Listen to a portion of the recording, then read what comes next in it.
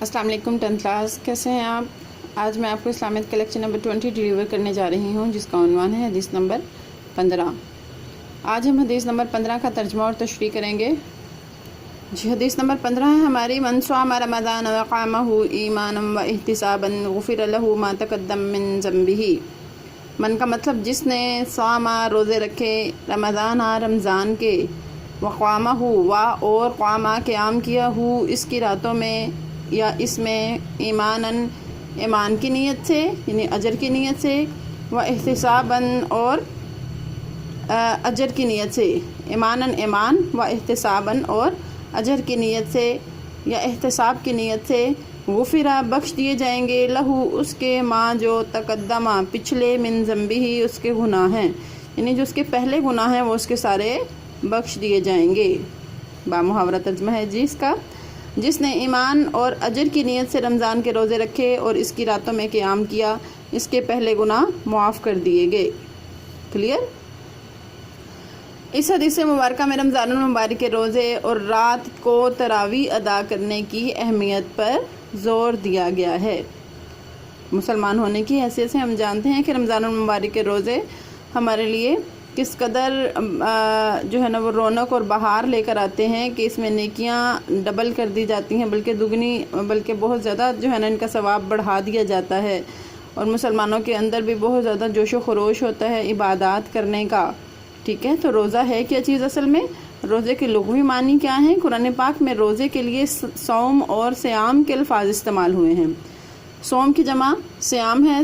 صوم کے معنی کسی کام سے رکنے، اسے ترک کرنے اور چپ رہنے کے ہیں۔ ترک کرنا یعنی چھوڑ دینا اور خاموش رہنا۔ اصطلاحی مفہوم کیا ہے؟ روزہ ایک بدنی عبادت ہے جس میں انسان صبح صادق سے غروب آفتاب تک یعنی نماز فجر سے پہلے اور غروب آفتاب تک یعنی نماز مغرب تک کھانے پینے اور جنسی خواہشات سے رکا رہتا ہے۔ روزہ دین اسلام کے 5 بنیادی ارکان میں سے ایک اہم رکن ہے۔ ٹھیک ہے، اور ہر عاقل، بالغ، تندرست اور مقیم مسلمان مرد اور عورت پر فرض ہے۔ مقیم کسے کہتے ہیں؟ جو ایک جگہ پر رہتا ہو یعنی مسافر نہ ہو۔ ٹھیک ہے،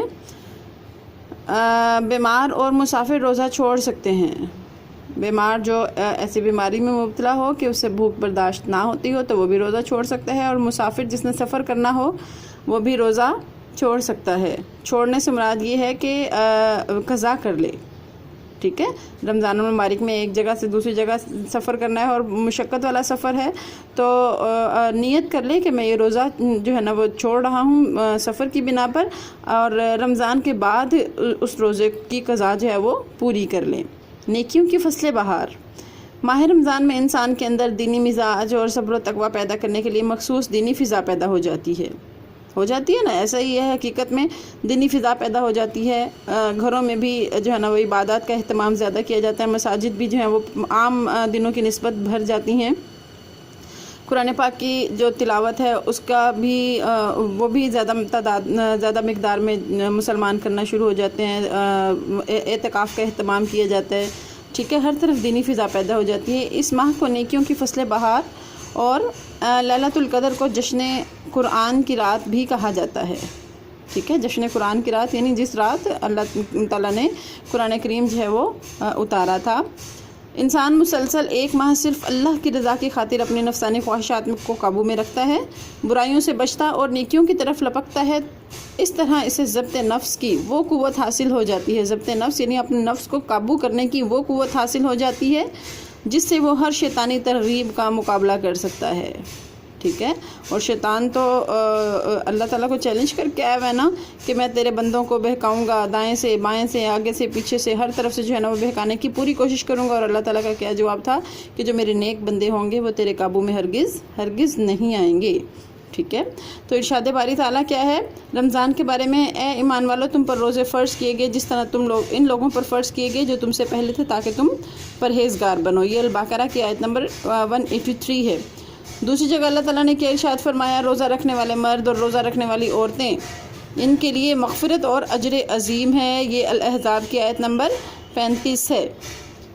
آگے البقرہ کی ہی آیت ہے جی، جو کوئی رمضان کا مہینہ پائے تو وہ ضرور اس کے روزے رکھے۔ البقرہ کی آیت نمبر 53۔ آگے ارشادات رسول ہیں، رسول اللہ صلی اللہ علیہ وآلہ وسلم نے کیا فرمایا؟ ایمان اور احتساب کے ساتھ رکھے گئے روزوں سے پچھلے تمام گناہ معاف ہو جاتے ہیں۔ ٹھیک ہے، روزہ گناہوں سے بچانے والی ڈھال ہے۔ یہ انسان کو غیبت، چغلی، جھوٹ، حرام خوری اور بدکاری سے بچاتا ہے۔ اگلی حدیث ہے جی، ہر شے کی زکوٰۃ ہے اور بدن کی زکوٰۃ روزہ ہے۔ رمضان اللہ کا مہینہ ہے۔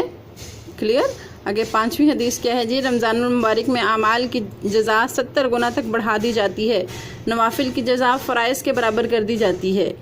ٹھیک، اس کے بعد چھٹی ہے حدیث ہے، جس نے شرعی عذر کے بغیر رمضان کا ایک روزہ چھوڑا، اگر وہ عمر بھر بھی روزے رکھے تو اس کی تلافی نہیں ہو سکتی۔ شرعی عذر جو میں نے پہلے پیچھے بیان کیا، کوئی بیمار ہو یا پھر جو ہے نا وہ سفر کی حالت میں ہو، یہ شرعی عذر ہے۔ کلیئر؟ اس کے بعد 7ویں حدیث ہے، جب تو روزہ رکھے تو لازم ہے کہ اپنی آنکھوں، کانوں، زبان، ہاتھوں اور سارے اعضائے جسم کو اللہ کی ناپسندیدہ باتوں سے روکے رکھے۔ کلیئر؟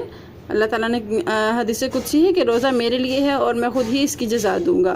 دیکھیں، جب ہم نماز ادا کرتے ہیں تو جو ہے کہ دوسرے لوگ ہمیں دیکھ رہے ہوتے ہیں، انہیں پتہ چل جاتا ہے کہ یہ نماز ادا کر رہا ہے۔ قرآن کی تلاوت کرتے ہیں تو بھی دوسروں کو پتہ چل جاتا ہے کہ ہم کر رہے ہیں۔ حج کرنے جائیں تو ہم ہر ایک سے مل کے جاتے ہیں، سب کو پتہ ہوتا ہے ہم حج کرنے جا رہے ہیں۔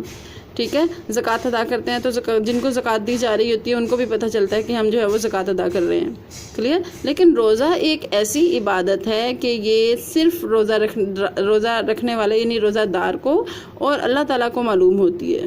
کلیئر؟ ایسا ہی ہے، اگر ہم کسی کو نہیں بتاتے تو کسی کو نہیں پتہ چلتا ہے کہ ہمارا روزہ ہے یا نہیں، تو یہ ایک ایسی عبادت ہے جو صرف اور صرف بندے اور اس کے خدا کے درمیان ہوتی ہے۔ تو اسی لیے اللہ تعالیٰ نے فرمایا کہ روزہ میرے لیے ہے اور میں خود ہی اس کی جزا دوں گا۔ تو آج آپ نے حدیث نمبر 15 کا ترجمہ اور تشریح اچھے سے یاد کرنی ہے، یہی آپ کی ڈائری ہے۔